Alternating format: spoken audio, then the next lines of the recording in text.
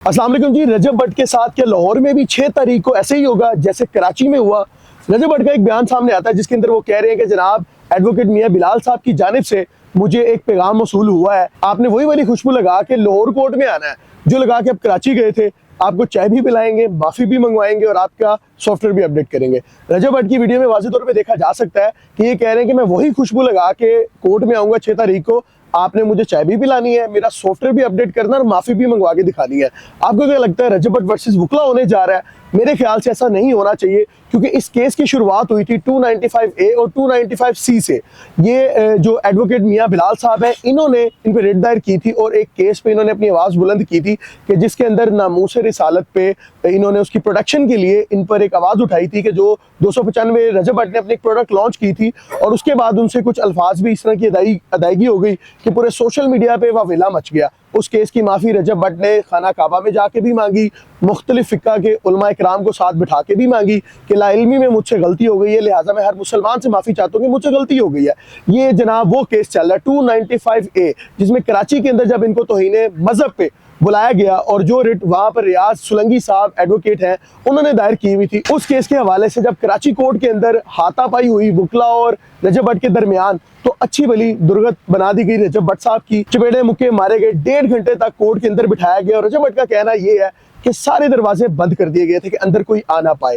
अब क्या होने जा रहा है कि 6 तारीख को दोबारा रजब भट्ट को उसी तरह ही थप्पड़ मारे जाएंगे, मारा जाएगा या पेशी पे उनका सॉफ्टवेयर अपडेट किया जाएगा? ये एक चैलेंज बन गया और मेरे ख्याल से बीइंग अ ऑडियंस लोग इस चीज़ को एक्सेप्ट नहीं करेंगे क्योंकि इदारों का एक कह लें कि तकद्दुस होता है, कोर्ट का एक तकद्दुस होता है, मेरे ख्याल से उसको पामाल नहीं करना चाहिए।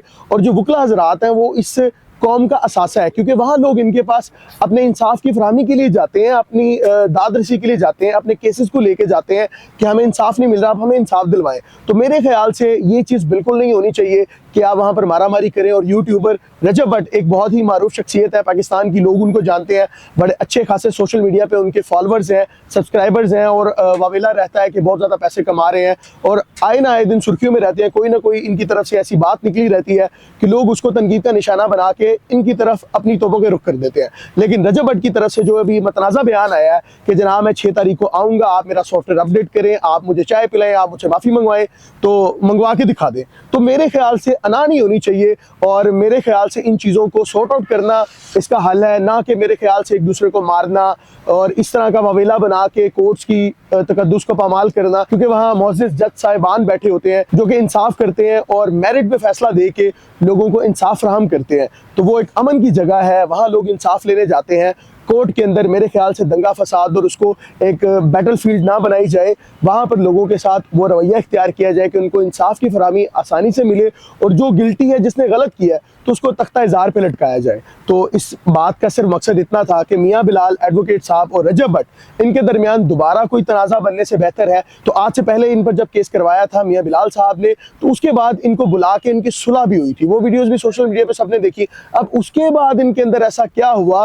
बिलाल साहब की तरफ से कहना ये है कि रजब भट्ट ने कहा है कि मेरे पे लाहौर का एक वकील है, पहले उसने भी फेम लेने की कोशिश की है और अब कराची का वकील फेम ले रहा है। तो ये सारी जो सूरत हाल है तो उनको भी ये बात बुरी लगी। उसके बाद उन्होंने एक और बयान जारी किया, रजब भट्ट ने फिर बयान जारी किया कि मैं आऊँगा, आप मेरा सॉफ्टवेयर अपडेट कर दें। तो वो एक पुरअमन और पुरसकून जगह है, वहाँ पर लोगों को इंसाफ मिलता है, वहाँ के तकद्दुस को पामाल ना किया जाए। आपकी क्या राय है? कमेंट सेक्शन में लाजमी बताएगा कि 6 तारीख को लाहौर कोर्ट में कचहरी में क्या होने जा रहा है, आप क्या समझते हैं? कमेंट सेक्शन में बताएं।